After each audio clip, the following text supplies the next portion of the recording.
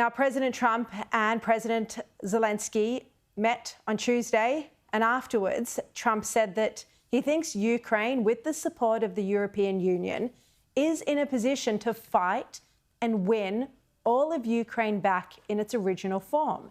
Now, this was a pretty remarkable backflip, seeing as Trump was recently insisting that both sides would need to make territory concessions and that Ukraine would need to give up some land to Russia in negotiations. Well, joining me now is Ukraine's ambassador to Australia, Vasyl Myroshnychenko. Vasyl, so wonderful to see you again. Now, this is a very big change in Trump's position. What do you think triggered it?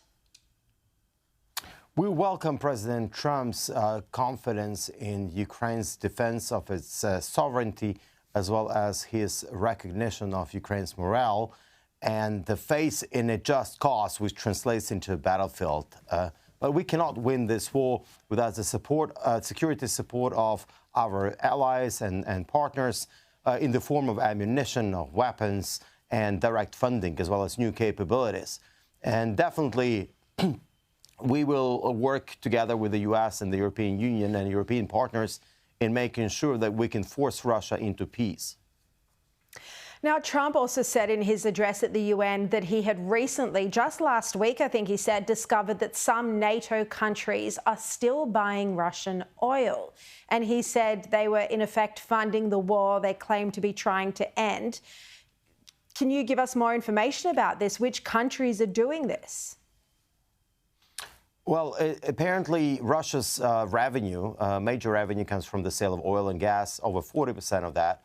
And many countries are buying it. And of course, in terms of the European countries, most likely here referred to Slovakia and Hungary. But I think there are some other EU countries which also continue buying Russian oil. And EU has made it clear they want to actually get rid of it. It takes some time, but we hope that they will phase out Russian oil and gas entirely, and they can find alternative sources of energy, not to fund Russia's war in Ukraine. I mean, it's just such a big shift when you think about that aggressive meeting with Trump and J.D. Vance and Zelensky at the Oval Office earlier this year. You know, now Trump and Zelensky seem to be on the same page, putting pressure on Putin. What do you think the next steps will be? We have to be cautiously optimistic. Certainly, we welcome such confidence and such great meetings that President Zelensky had with President Trump. Certainly, what needs to happen, it all translates into material support for Ukraine, because we do need long-range weapons, we need air defense capabilities, and we need material support to keep on going, and as well as direct funding. And the way this war is going to end is going to define and shape the future of the world, and most importantly, of the Asia-Pacific. And this is where Australian stakes are very high, because if Russia can get away with what they've done without being punished, without being held accountable for their act of aggression, it will encourage and will inspire a lot of authoritarian leaders here in the region. So we look forward to working with Australia together on making sure that it doesn't happen.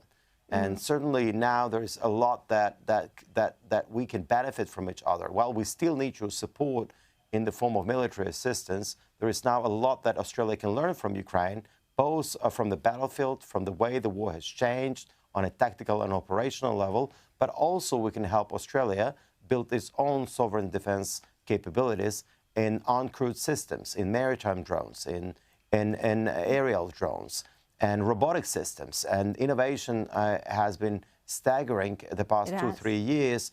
And I think that technologies that we currently have would be of great benefit to Australia.